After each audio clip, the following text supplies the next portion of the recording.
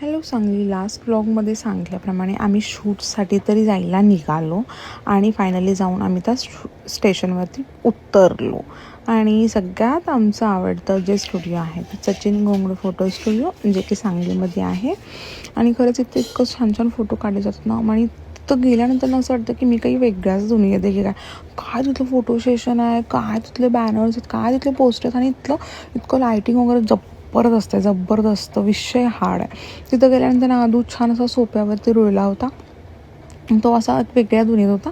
तो त्याचं खेळत होता आणि ते रेमासुद्धा एकदम एक्सायटेड होती, कारण की रोजचं घरातलं वातावरण आणि बाहेरचं वातावरण मुलांना वेगळंच पडतं नाही का.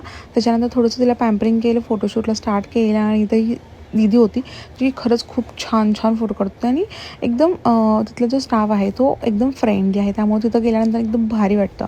फोटो सेशन झालं, त्याच्यानंतर वेटिंगला बसलो होतं, कारण की आम्हाला फोटो करायचे होते सिलेक्ट. फोटो सिलेक्ट करणे हा खरंच एक टास्क असतो, कारण की एकतर मुलांना इतकं हसवायचं आणि त्याच्यानंतर तो फोटो क्लिक होतात नाही होतात. त्याच्यानंतर जे फोटोज काढलेले असतात त्याच्यामध्ये जाऊन ठराविक जे आपल्याला आवडतील ते फोटो सिलेक्ट करायचं. त्याच्यानंतर मग इथं आम्ही बसलो होतो सिलेक्शनला, वेटिंगला होते. वेटिंगचं झाल्यानंतर सिलेक्शन स्टार्ट झालं, म्हणजे की आम्हाला एक फायनल 3-4 फोटो मिळाले होते. ते फायनल फोटो सिलेक्ट केले आणि घरी यायला निघालो. घरी येते तर पाणीपुरी खायला गेले. पाणीपुरी खायचं खूप आज मूड झाला होता आणि पाणीपुरी खाल्ली आणि सुक्की पुरी नाही खाल्ली तर बाई काय खाल्ली बा.